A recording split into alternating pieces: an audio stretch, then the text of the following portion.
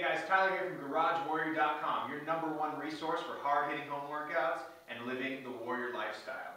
I had a question recently about how to get into a perfect handstand. So I wanted to shoot a series of videos to help you guys get into a perfect handstand position. So here's how I want you guys to get started if you've never ever done a handstand before. First, you need to understand what the hands are doing when you're in a handstand in order to get that balance that it takes to do a freestanding handstand. So, what happens is, I want you to place your hand on the ground, both hands, and then you're going to try to bend just the first knuckle of your finger. If you can see from all over there, just that first knuckle of the finger. You're trying to basically get it so that when you're pressing into the ground, just that first knuckle right there is bending, and you're pressing really hard into that fingertip right there. Okay, so try to do that with all 5 of your fingers. You're going to place your hands on the ground and just press your fingertips to the ground like that. From there, all you're going to do is lean forward on the palms of your hands so you can feel the majority of the weight going to the palms of your hand. That's how I want you to feel when you achieve a perfect handstand. A lot of people make the mistake of bouncing all through their shoulders and their elbows and their arms, and they sit their weight back on the palms of their hands. And while that's a good way to get to a handstand, if you want to get to more complex tricks, like pressing the handstands, straight arm pressing the handstands, or one arm handstands, you do have to master the wrist strength necessary in order to hold your body in that position. Another way to think about this is, if you're standing on 2 feet, right, and I shift my weight all the way to my heels, which is the same as the palms of my hands, what happens? I fall over, or I have to bend at the waist, right? So if I fall backwards, but I bend at the waist, I can save myself. But if I'm forward on my toes, I'm really solid all the way from the bottom all the way to the top. And if I start to fall over, all I got to do is just lean my body back forward without moving from the center. So that brings me to the second point here, is that when you're in a handstand, everything has to stay one unit. So we balance from the hands, that's the first step. Then the second component is everything stays as one unit. When your arms are locked out overhead, you have to think about keeping your core tight, your glutes tight, your quads tight, everything nice and tight. So one of my other favorite drills to practice when warming up for a handstand is to work on just the old body position plank or the hollow position. So there's 2 different ways to do this. One is to come down and work on just the old plank, good old-fashioned hover plank. So holding that position, trying to get your body nice and long and tight, and feeling the tension it takes to hold that position. That's the same tension you should have when you're upside down in a handstand. Okay? Another way to do this, which is a little bit more complicated, but also a great way to learn this, is to perform what's called the hollow position from gymnastics. So, in this one, you're going to press your lower back into the ground. You're going to lift your feet just about 1 inch off the ground and point your toes. And then you're going to press your arms out overhead. And while you're pressing it, I want you to think about lifting your shoulders to your ears. So you're trying to press all the way nice and tall like that. So heels off the ground, all the way nice and tall. Your chin is tucked. You can even go eyes up a little bit to simulate the handstand. And just hold this position for time. That's a great way to learn that core tension, leg tension, overhead tension that you need in order to be able to do a handstand. Now, before you do a handstand, it's important to master a few basic exercises, okay? Number 1 is the frog stand. What the frog stand teaches you is the ability for your wrists to control your balance, okay? So just like we did before, we plant our hands on the ground, we crimp the fingers so that you're pressing those fingers into the ground.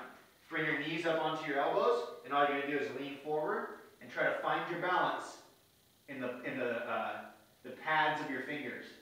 Try to find your balance in the pads of your fingers.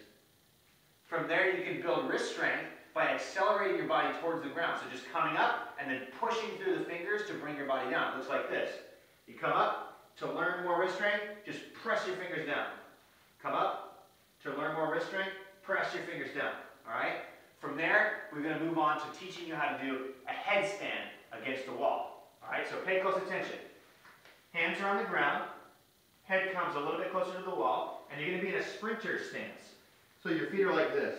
And what you're going to do is lift this heel towards the wall, and then bring your other foot right next to it, and hold that tight position. Once you get comfortable holding a headstand against the wall, then you want to move it away from the wall. But there's one more important thing that you have to learn before moving it away from the wall, and that is how to safely fall over from a headstand. So we're going into a lot of different things right here. Just bear with me on this fall over from a headstand. So you're going to come up like this, and the first thing I want you to do is learn how to roll. So head comes down, you're in the same position, and instead of coming up to a headstand, all I want you to do is kick your leg up, tuck your chin into your chest, and roll over. All right? If you learn how to do this, you'll avoid the mistake that most people make when they go up to a headstand or falling into a bridge. They'll go from here, and they'll get scared, and they'll arch their spine, and they'll come down like this. Now, if your body's not prepared, if you're not good at bridging, that can cause some pain and discomfort. All right? So once you learn the headstand against the wall, and then you learn how to roll, now it's time to learn how to do the freestanding headstand. So that's going to look like this. Same thing. Sprinter stance. Kick up. And hold. If you overbalance, simply roll out. Okay? So we're almost to the point where we're learning that basic position. And then we're going to do, next time we're going to talk about how you get into a full handstand. So the last exercise I want you to work on to get your wrist strength and to get your core strength really strong is going from a frog stand to a headstand, then back to a frog stand, okay? And this is an amazing drill for working your core, your balance, and really prepping you to get to that handstand. And this is going to be a really big part of getting to your handstand. So it looks like this. Fingers on the ground, cramp them. Knees on the elbows. And slowly try to lower your head to the mat. Bring your knees up. Come into a nice line, keeping the core tight. Then bring your knees down. Back to the elbows. And then pressing into the finger pads. Come back up. Try to hold that balance. And then repeat for reps. Okay, so just to recap. The first thing you need to do is learn how to use your fingertips and the pads of your hands for your strength and your balance, rather than the palms of your hands and your shoulders and your bent arms, okay? So practice the frog stand, practice just pressing your fingertips into the ground, and that'll get you guys warmed up for that. Then you have to understand position. So either hold a plank or hold a hollow position hold, and try to feel what it takes to keep your body tight and rigid in one smooth line. Then, to start getting into position, we do a face-the-wall headstand, where you kick up into a headstand, hold for time, come back down. And then we do a roll, teach you how to roll, so that way when you do a freestanding headstand, you don't fall over, you roll out of it.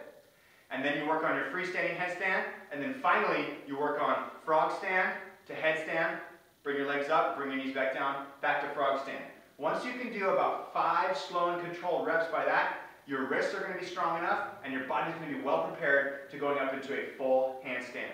So master those steps first, and then tomorrow, I'm going to show you guys more about achieving a full handstand. Alright, you guys? So for more hardcore home workouts, awesome techniques, go to garagewarrior.com or click the link below. Thanks for watching.